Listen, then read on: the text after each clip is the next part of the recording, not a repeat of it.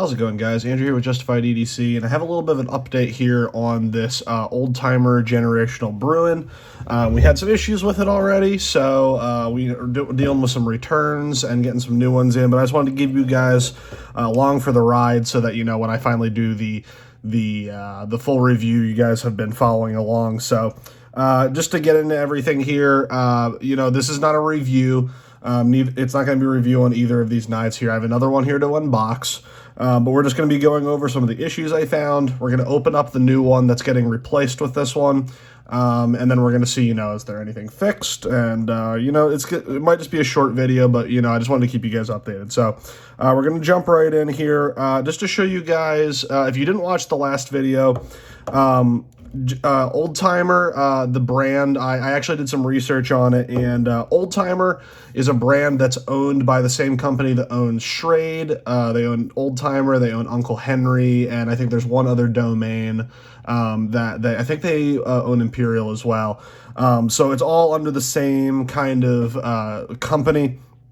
And all of their production for that company, for Schrade and Old Timer and everything, is overseas in China, except for the Generational series. The Generational series is being produced in the USA by Bear & Son.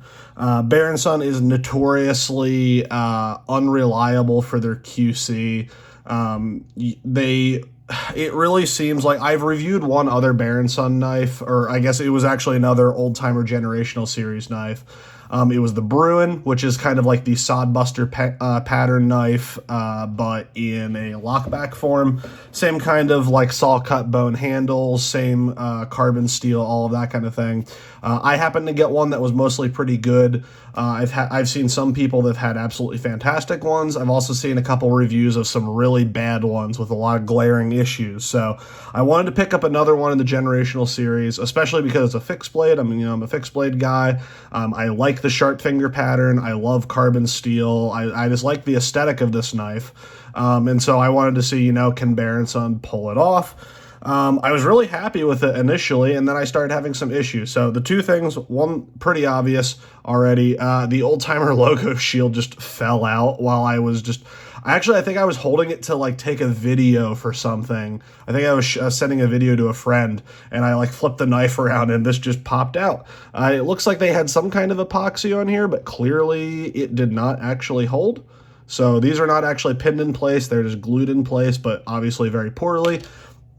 And the other thing that I picked up on was the edge was fine, but, you know, I'm not going to sharpen it since I'm going to send it back, but it was serviceable, but it wasn't like super like cutting paper. The edge is decently even on both sides here. But it was just very, very toothy. It wasn't cutting paper very great, but that wasn't the biggest deal. And then I also noticed that this tip here is slightly bent. It's really hard for it to show up on camera. Trying to get it to show up there. It is bent slightly that way. I did try to bend it back a little bit, and it fixed it a little bit, but I also noticed, you see that black spot? It's kind of hard to get it to show on camera there. Right at the tip, there's a little bit of a black spot, which to me is an indication of them burning the steel as they were sharpening it. If you see that occasionally, that usually means that they burnt the edge while they were sharpening, and that can indicate that you know, they might have destroyed the heat treat in that spot, and especially with it being right on the tip, you know, and with it already bending, my guess is that tip is not properly heat treated anymore, which means it was going to bend or break eventually. So all that being said, I bought this on Amazon, which is how I recommend you guys buy these knives if you're going to do it, because I've heard very mixed reviews with dealing with Bear & Son's quality control or their warranty department. I just talked to someone who actually said, you know, they sent in a Generational series for warranty work, and they were really quick about it. You know, a couple days, couple weeks, whatever turnaround. They got them a new one. There was no problem. But I've also heard people who try to deal with Bear & Son's warranty department, and they just never get an email back, or they send something in and get the wrong knife back entirely or something like that. So if you're going to do this, buy it on Amazon, because Amazon does not give a fuck. They will just refund you and send you a new thing, and all you have to do is drop this back at a UPS store. So I have the return label to take this back, but I wanted to hold on to it because I got the replacement. in the mail. So we're going to open this up, and while I still have this one, we're going to compare them and, you know, see if anything's better on this. The only other issue I had is, you know, I didn't really like the sheath, but I don't think that's a quality issue. I think that's just a poor design issue, and, you know, my personal preference. So we have a new one here. This, I have not opened this yet. I took it out of the Amazon box, but I have not actually opened this yet. You know, the seal is broken, which is great already right off the bat. One thing I forgot to mention in the initial review is that, hey, old timer, you need to get your shit together with your packaging, because why are you labeling this a stainless steel blade? And then, oh, where is it? It's somewhere on the packaging. It might have been on a card on the inside. It specifies that it's a carbon steel blade.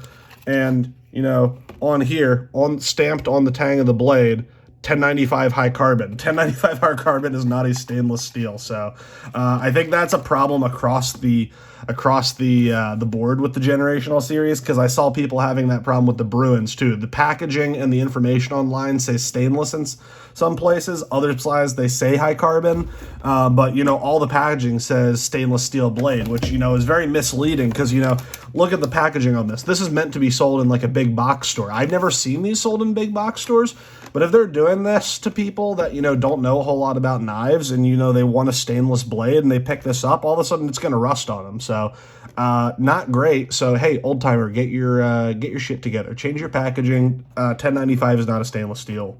So let's get into this here. Let me open this up. Try not to destroy the packaging, because I have a sneaking suspicion that I might have to send this one back too, because I don't really trust Bear & Son's quality at this point. Alright, I hate these packages. They're so obnoxiously large for no reason. Pull the knife out here. Get the tip guard off. Here is the sheath. We got that. Alright, that's all the important stuff. I don't care about all of the papers and all of that stuff. We're just going to set that aside for now. Alright, so here's the new one. Let's take a look at this. So the other thing I didn't mention on the other one is they do come with a layer of oil on the blade, which is good. You know, if you're going to be shipping a carbon steel knife, you probably should put some oil on the blade just to keep it from rusting in transit. Already, look at that tip. That tip is burnt, just like the other one. Let's see if it's straight. Motherfucker, that tip is bent too. My goodness. How, it's not that hard, guys. Come on. Really? Really? A burnt and bent tip is the first thing I find on a return from a knife that had a burnt and bent tip. Well, let's see if the shield is actually in there. Yeah, I've not... This one actually seems like it's set deeper in than the other ones. So, you know, let me try to... No, that's not coming out. So, you know, maybe this shield actually is in there. Let's take a look at these scales. Are we seeing any cracks? You know, I'm going to kind of look at this off camera here a little bit, just so I make sure I'm looking at this right. You know, around this pin, I don't know if you can see that too well, but there is a little bit of a crack on the bone here and here next to that pin. I don't know if that's a big enough deal, like if that'll actually chip out or anything. Let's take a look at the other side. It looks okay. Hang on, let me take a look at it off camera, just make sure I'm looking at this right. I mean, it looks okay. It's a little dinged up around the pins, but overall, you know, everything looks okay. In terms of gapping, everything looks pretty solid. Let's see on the evenness of the edge. Looks okay on this side. Looks okay. It does widen up significantly on this side of the tip as opposed to this one. And again, that tip is burnt. You can see that little discolored portion right there. And then when I look, that tip is bent to the left again. My goodness.